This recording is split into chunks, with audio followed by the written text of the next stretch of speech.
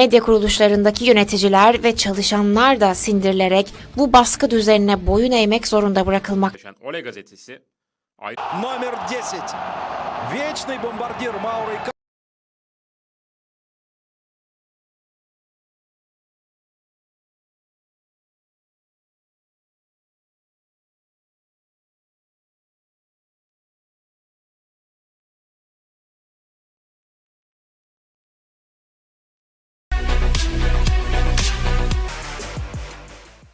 Florya Metin Oktay tesislerinde son durum ne? Herkesin merak ettiği konuları biraz değinir. Biraz görüşmeler de yaptım.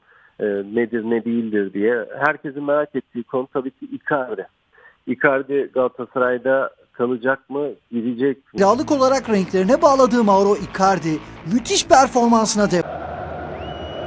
Ve gol sevinci. Käele kapteni paela ja tuleb Langi asemele mängu, no kiiret paranemist, no Langi